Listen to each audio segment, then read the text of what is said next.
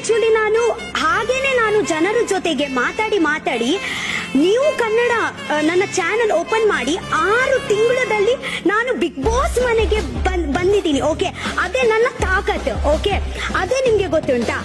So ಅವರು ಹೇಗೆ ಹೇಳ್ತಾರೆ ಎಲ್ಲರೂ ಹಾಗೆ ಅಲ್ಲ, ಅವ್ರ ಹಾಗೆ ನಾನು ಇಲ್ಲ ಅಲ್ವಾ, ನನ್ನ ಹಾಗೆ ಅವರು ಇಲ್ಲ. ಎಸ್, ಐ ಆಮ್ ಪ್ರೌಡ್, ನಾನು ಯೂನಿಕ್ ಅಂತ. ನೀವು ನನ್ನ ಹಾಗೆ ಯಾರಿಗೆ ನೋಡ್ಲಿಲ್ಲ, ಅದೇ ನಿಮ್ಮ ಪ್ರಾಬ್ಲಮ್. ಓಕೆ, ಮತ್ತೆ ಒಂದಕ್ಕೂ ಎರಡಕ್ಕೂ ವಿಷಯಕ್ಕೆ ಅವರು ಮಲ್ಲಮ್ಮ ಹೇಳ್ತಾರೆ ಸರ್. ಪ್ಲೀಸ್ ನೀವು ಮಲ್ಲಮ್ಮ ಹೆಸರು ತಗೊಳ್ಳೇಬೇಡಿ.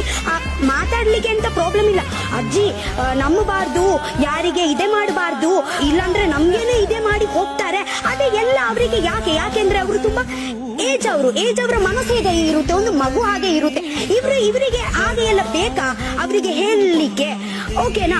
ಸೊ ನನ್ಗೆ ಅನ್ಸುತ್ತೆ ಮಲ್ಲಮ್ಮ ಹೋಗಿದ್ರಿಗೆ ಒಂದು 80% ಕಾರಣ ನಾನು ನಿಮ್ಗೆನೆ ಕೊಡ್ತೀನಿ. ಅದೇ ನನ್ನ ಪರ್ಸ್ಪೆಕ್ಟಿವ್.